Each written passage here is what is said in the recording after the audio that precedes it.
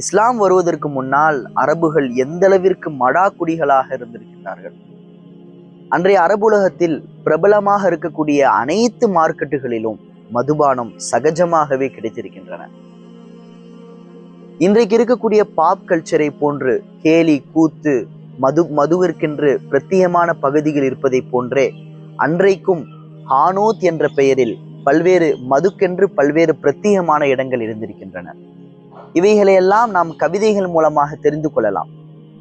ஒரு கவிஞர் பாடுகின்றார், குடிப்பதற்கு நல்ல மதுவும் பெண்களோடு உறவாடுவதும் குணத்தில் உதவி செய்வதும் ஒரு இளைஞனுக்கு இல்லை என்றால் அவன் மரணிப்பது மேல் என்பதாக கூறுகின்றார். இன்னொரு அரபிக் கவிஞர் கூறுகின்றார், நாங்கள் எந்த அளவிற்கு மது அருந்துவர்கள் என்றால், நாங்கள் மது அருந்திவிட்டு எங்களுடைய குதிரைகளை நாங்கள் பார்த்தால் அது ஆட்டி குட்டிகளை போன்று காட்சியளிக்கும் என்பதாக அவர் கூறி காட்டுகின்றார். நமக்கெல்லாம் தெரியும், ஷாயிர் ரசூல், ரசூலுடைய கவிஞர் என்று நமக்கு தெரியும்.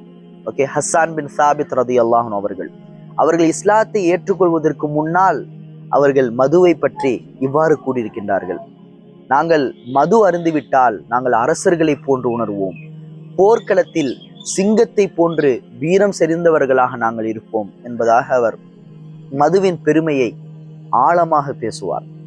ஆக எந்த அளவிற்கு அரபுகள் மதுக்கு அடிமையாகி இருந்தார்கள் என்கிற விஷயம் இதற்கு மூலமாக நமக்கு தெரிந்து கொள்ள முடிகின்றது.